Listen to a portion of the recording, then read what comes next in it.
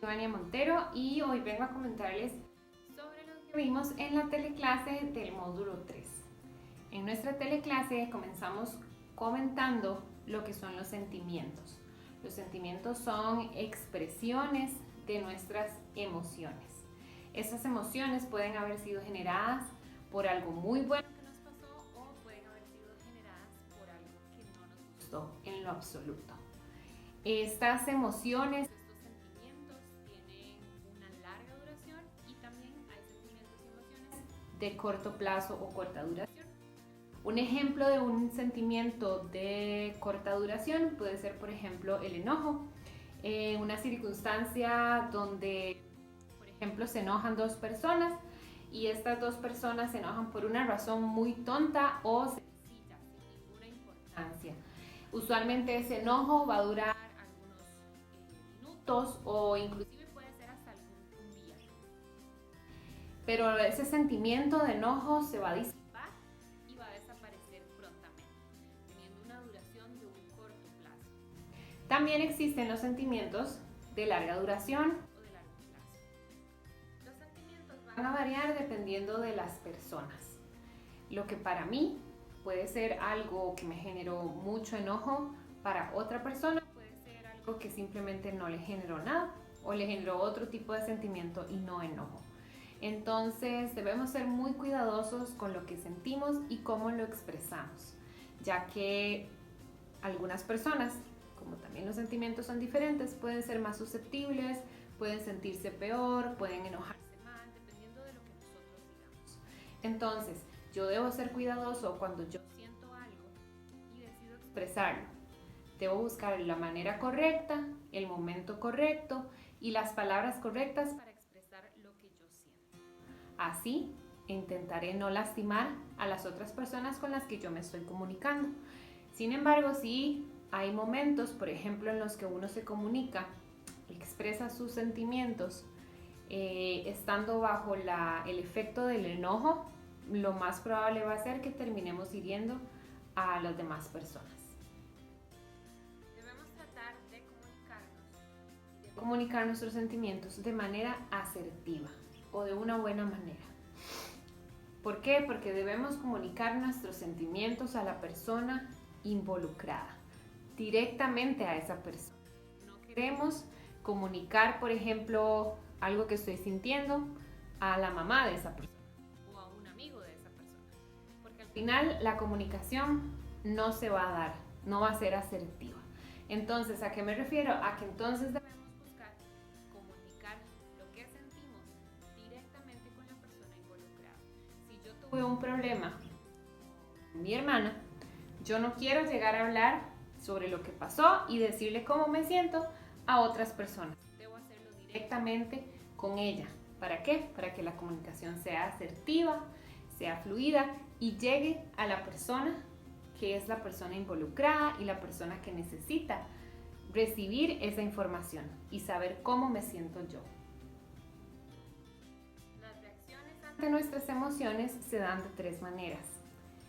Por ejemplo, la pasiva, cuando yo reacciono ante lo que siento, pero no hago nada. Puede ser que yo me enoje mucho por algo que me pasó, pero simplemente decido quedarme callada y no decir nada. Estoy teniendo una reacción pasiva ante mis emociones. También tenemos la reacción agresiva, que es lo contrario. Cuando la persona se siente enojada, se siente frustrada o siente lo que sea y lo expresa de manera violenta, estando enojado, tal vez gritando y teniendo estas reacciones que no son las mejores. También tenemos la manera asertiva, que es cuando nosotros sentimos lo que sentimos, tomamos un momento para pensar qué es lo que sentimos, por qué es que lo sentimos, lo canalizamos y luego lo comunicamos de manera asertiva. Quiere decir que voy a escoger el momento, el lugar y la persona correcta para comunicarlo. ¿Qué debo hacer para manejar mis emociones de una buena manera? Debo, primero que todo, parar. Debo analizar qué es lo que siento, por qué lo siento. debo analizar qué es lo que me hace sentir así, por qué me hace sentir así. Y de último, una vez que ya lo analicé y lo procesé, entonces puedo entrar en la parte de expresar lo que estoy sintiendo o comunicar qué es lo que estoy sintiendo de una manera asertiva. El semáforo de emociones, igual a cómo funciona en la calle, tiene 3 colores. El rojo, que significa que debemos parar. Cuando yo siento una emoción fuerte, necesito primero parar y necesito no hacer nada, no tomar decisiones y no decir nada, ¿ok? Parar. El segundo es el amarillo, que como en las calles significa precaución. ¿Precaución de qué? Precaución para no hacer nada todavía. En esta parte es donde debemos analizar y donde me debo preguntar por qué me estoy sintiendo así, qué es lo que me está pasando, qué es lo que me hace sentir así y qué es lo que debo hacer. Una vez que ya lo analicé y ya lo interioricé, entonces pasamos al tercer color, que sería el verde. El verde significa avanzar, igual que en las calles. Entonces, cuando el semáforo ya está en verde, quiere decir que ya pasó por el rojo, ya pasó por el amarillo y finalmente está en el verde. Quiere decir que ya yo analicé mis emociones, ya las canalicé, ya las procesé, ya las pensé y ahora puedo comunicar lo que siento. Este es nuestro semáforo de emociones y debemos prestarle muchísima atención. Ahora queremos contarles un poco sobre lo que es el estrés. Creo que todos conocemos de lo que es el estrés, ¿verdad? Últimamente se ha hablado mucho de que nuestra sociedad vive momentos muy estresantes, ¿ok? Pero ¿qué es el estrés? Bueno, el estrés es una reacción natural que tiene nuestro cuerpo y nuestro cerebro para canalizar o para ayudarse a sobrellevar esas situaciones que salen de repente, esas cosas inesperadas que vienen de momento, esas cosas que no estábamos preparados para tomar. Pueden ser retos, pueden ser cambios, puede ser cualquier cosa que se presente de momento, inesperadamente en nuestra vida, nos puede generar estrés. Y es una reacción normal que nuestro cuerpo genera sustancias para prevenir y para estar alerta, para reaccionar de una buena manera y de una rápida manera ante estas circunstancias. La vida y la sociedad han ido evolucionando y sabemos que hoy en día vivimos con muchísimo más estrés que antes. Entonces, el estrés sí ha ido creciendo conforme la vida ha ido cambiando y nuestra sociedad nos ha impuesto ciertos patrones de vida que hemos llegado a aceptar y eso nos genera estrés. Entonces, es la reacción normal ante esta circunstancia que ha venido pasando y es normal que nuestro cerebro y nuestro cuerpo quiera combatir de alguna manera toda esa imposición que sentimos, que debemos hacer y que debemos crecer y que debemos tener. Entonces, para eso generamos el estrés. Tenemos que los principales sentimientos o emociones que nos genera el estrés van a ser, por ejemplo, el enojo, la depresión y la ansiedad. Entonces, debemos aprender a identificar cuando estamos ante una situación de estrés para aprender a combatirla también. El estrés se presenta de diferentes maneras. Está el estrés agudo, que es el estrés que dura poco tiempo. Es el estrés que nuestro cuerpo y nuestro cerebro genera y produce ante una situación en el momento. Por poner un ejemplo, vamos caminando y un perro nos comienza a perseguir porque nos va a morder. En ese momento nuestro cerebro genera un estrés agudo que lo que va a hacer es poner en alerta nuestro cuerpo, nuestros músculos y todo nuestro ser para que podamos huir de esa situación, ya sea correr o meternos a algún lado, o eso genera en nosotros el estrés agudo. También tenemos el estrés agudo episódico. Quiere decir que es un estrés que se presenta ya no solo en estas circunstancias, que son circunstancias anómalas a nuestro diario vivir, sino que es un estrés que se presenta de manera más episódica o regular. este estrés también nos genera algunas consecuencias mentales y físicas que evidentemente nos van a hacer saber que estamos ante un estrés agudo episódico. Finalmente, tenemos el estrés crónico, que es el que más debemos evitar. El estrés crónico es aquel que no se va, es aquel que sigue estando presente día con día y que me genera efectos en la salud mental y corporal. También un deterioro en nuestras capacidades mentales, un deterioro también en nuestra salud, ya que las personas pierden el apetito, las personas pierden el interés, las personas tienden a bajar de peso, las personas no pueden dormir, genera insomnio y todas estas cosas que van en detrimento de nuestra salud, tanto mental como física. Entonces, ¿qué debemos hacer? Debemos estar alertas ante esta circunstancia.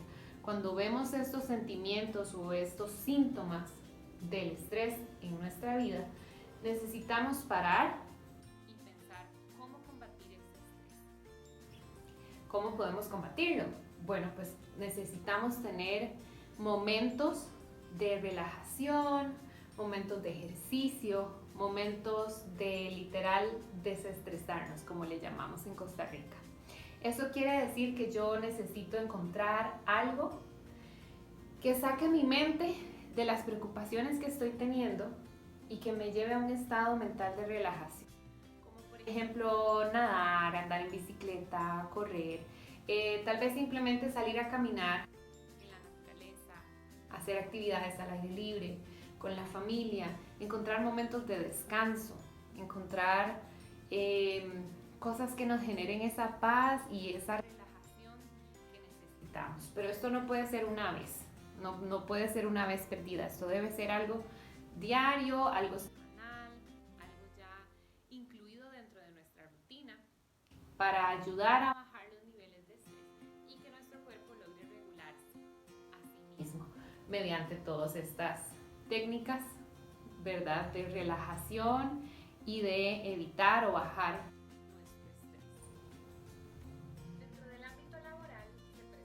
síndrome que se llama burnout o en español significa trabajador quemado. Quiere decir que es una persona, un trabajador que está agotado física y mentalmente. Una persona que está sin ganas, que ya no da el rendimiento que debería dar en su trabajo. Una persona que se siente desmotivado con sus labores. Y esto genera pues que la persona, además de sentirse mal, también baje su rendimiento laboral, como les decía anteriormente, y esto produce evidentemente un deterioro en lo que esa persona haga. Quiere decir que va a tener un mal desempeño, quiere decir que va a tener bajas métricas en caso de que tenga métricas en su trabajo, quiere decir que va a tener menos ventas, si es una persona que vende, y que evidentemente esto va a perjudicar también a su empresa o a su patrón.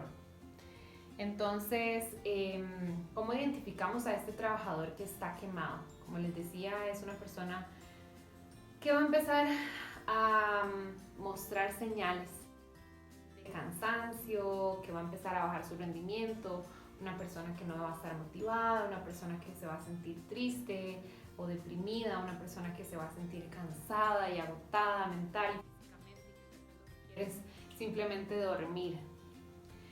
¿Qué pasa con estos trabajadores que se llegan a quemar? Que muchas veces son trabajadores que tienen contacto directo, por ejemplo, en servicio al cliente con otras personas. Quiere decir que muchas de las personas que trabajan en servicio al cliente tienden a padecer de este síndrome, porque usualmente tienen que estar escuchando a las otras personas o escuchar quejas de los clientes en su diario vivir. También pasa mucho con las personas que trabajan en el ámbito de la salud, ya que Este trabajo genera una gran responsabilidad sobre ellos y esto les genera también mucho estrés. Y finalmente también sobre los docentes, que son los trabajadores pues que tienen mucha carga de trabajo. Se llevan trabajo para sus casas, tienen que corregir exámenes, planear las lecciones y todo esto fuera del horario laboral. Entonces, ¿cuáles son las condiciones que generan que el trabajador se queme? Pues esto, esencialmente la carga excesiva de trabajo, las jornadas laborales extensas o de muchas horas, los malos salarios, la mala paga, la baja remuneración a lo que la persona hace y las responsabilidades que tenga en su rol o puesto pueden generar que el trabajador se sienta exhausto, agotado y quemado. Para terminar, simplemente me gustaría dejar la recomendación por acá de que todas las personas necesitan un balance en su vida, necesitan un balance en su diario vivir, un balance entre su trabajo y su vida personal, un balance donde puedan tener, además de su trabajo y el tiempo para las cosas de su trabajo, puedan tener tiempo para disfrutar con su familia, tiempo para pasear, tiempo para descansar, tiempo para hacer ejercicio, tiempo para ocio también. Un balance saludable, donde la persona pueda sentirse valorada en su trabajo, por lo que hace, y donde la persona pueda sentirse útil también porque trabaja y sabe que está ayudando a mejorar la sociedad mediante su trabajo, pero a la misma vez pueda disponer y tener tiempo para llevar a cabo otras actividades que le permitan despejar su mente y que le permitan tener, encontrar esa paz y encontrar esa relajación que necesita, pues además de las labores de su trabajo. Entonces, pues nada, los dejo con la recomendación de que siempre busquemos algo que nos guste y que nos ayude a salirnos de la rutina, que busquen el ejercicio que más les guste, que busquen esa actividad o ese juego o eso que los hace no pensar en las labores y no pensar en las responsabilidades y simplemente olvidarse un rato de todo y despejar la mente para que pues logremos vivir más tranquilos y más felices y a la misma vez vamos a ser mejores trabajadores, que damos mejor rendimiento y vamos a estar pues construyendo en ese mismo momento una sociedad mejor. Muchísimas gracias y espero que les haya gustado bastante.